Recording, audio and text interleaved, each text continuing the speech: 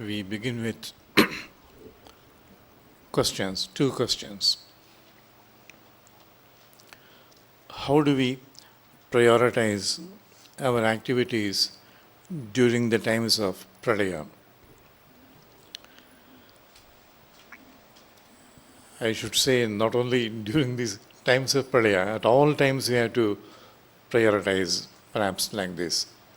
I only suggest. Of course, the first is meditation. If we meditate regularly, everything will be fine. If we don't meditate regularly, everything will not be fine. My guru sometimes used to tease us and also tell us in his own way. He would say, I will not ask you how you are. I will only ask you, how is your meditation? So prioritizing is like this. We meditate, then focus on sadhana, transformation, removing negativities, etc., etc. This would be our priority. Then the other thing is optimizing the material needs. This is particularly during the times of Pralaya. We can go on working for our material benefits, comforts, but during the times of Pralaya, we have to optimize. I will never say neglect. In fact, in this path of Rishis, we will always say you have to give equal importance to the material life also. Equal importance.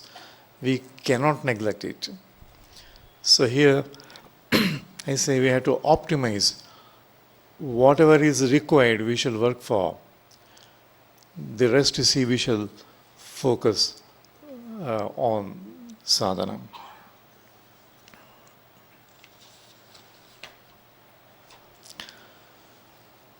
The other most important thing would be to expand our knowledge, the horizons of knowledge, as we usually say. We must know certain things. We must.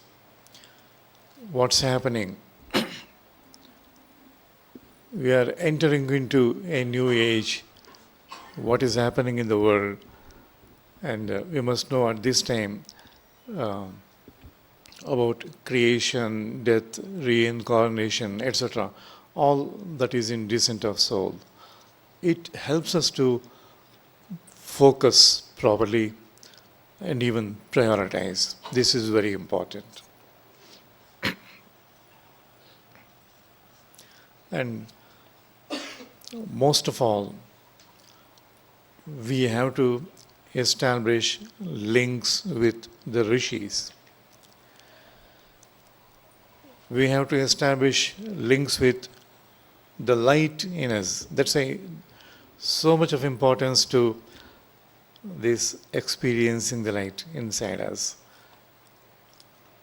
If we properly relate and establish links with the light will lead us our life.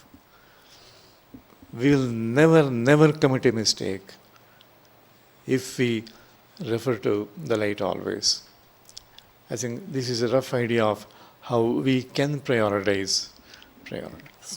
Question 2. Which is the single most principle that we have to practice for spiritual progress? It's very difficult to say. Everything appears important. Tell me what is not important. In Shambhala principles, which principle is the most important, which is not?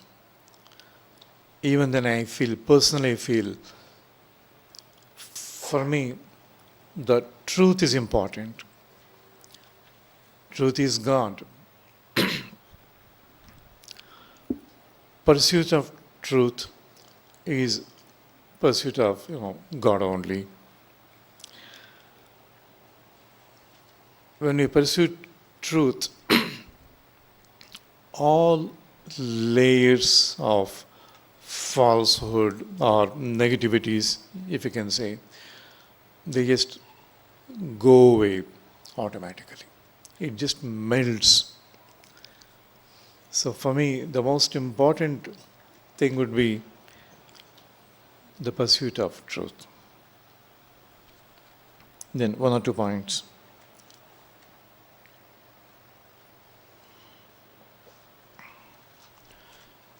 We know that all knowledge is available or accessible to everyone. But we receive knowledge as much as we require. Contemplate on this. As much as we require. And the requirement depends upon our goal. If I want to experience samadhi, all the knowledge and help required for achieving this goal will come to me somehow. If I am after powers, all the knowledge required for that particular purpose will come to me. When I say all the knowledge is available to everyone, it doesn't mean everything comes to me when all that is not required to me.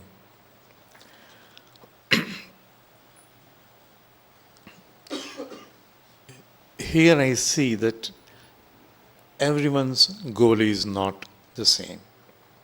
Even here, everyone hasn't come to, achieve only mukti. We have come here to, let us say, to have peace of mind, to get our problems solved. Nothing wrong. We have different goals, different purposes. So, we have to realize and conclude that we always receive only a part of the knowledge.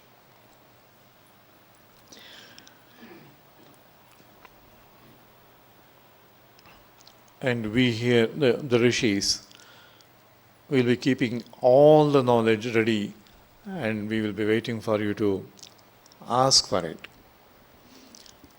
Sometimes people ask, please tell me all about my past. 1, it's not possible. 2, it is not permitted. 3, it is not required. 4, if you know all about our past, we don't like ourselves. That's also the truth, the bitter truth. So, even then, rishis sometimes reveal certain things from our own past sometimes. I have seen this. Because that would help, prioritizing or focusing. It would help our spiritual progress. That's why, although all the knowledge is available, at any time we will be having only a little of this knowledge.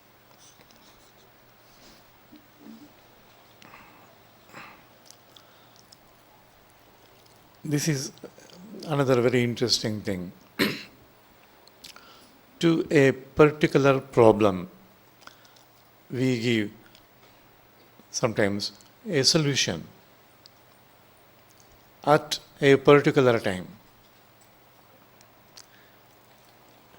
Let us say the same person, the same problem or similar problem at a different time, we will give a different solution.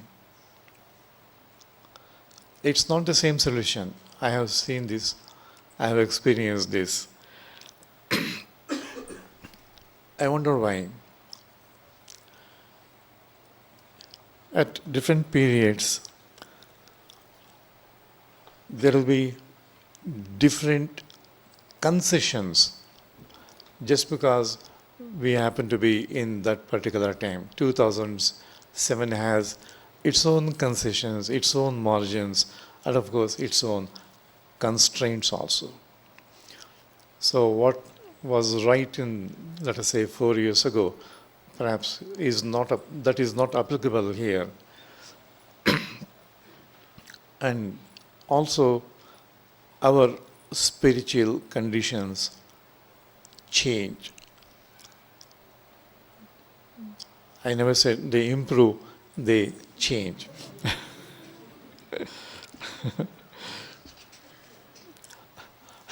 The same is true with the questions. If you ask me a question, maybe relating to a personal problem or so, I would give a particular answer at this time. After 5 years, even after 5 days, perhaps the answer would not be the same for the same reasons.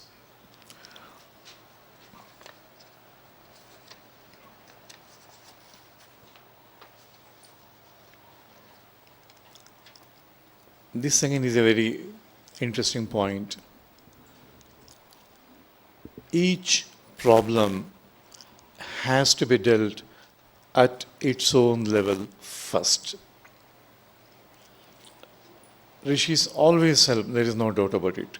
There is no doubt. But the thing is, from our part, we have to make efforts.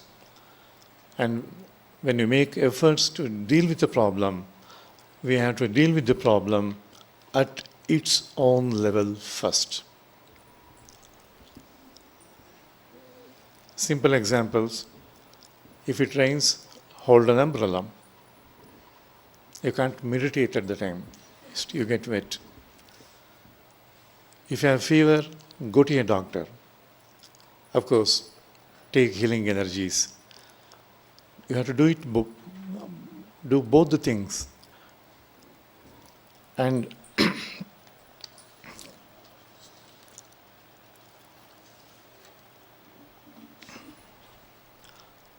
my experience is people expect miracles here. My experience is miracles do happen. Miracles happen with everyone I'm seeing, I'm witnessing this. But the thing is, we have to make efforts. We have to make efforts.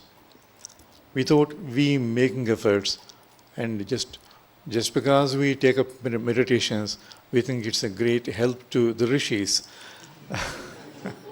We help the rishis by taking up meditation, do them a favor.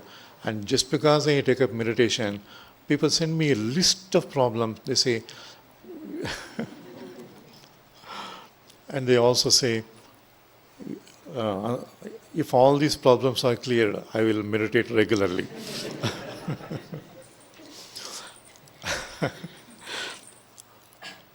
Sometimes I wonder if it is a threat.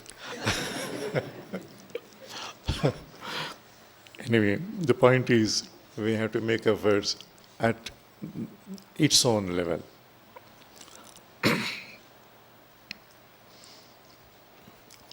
Sometimes I feel like telling at least some people, if you really want to make spiritual progress, don't talk about your experiences.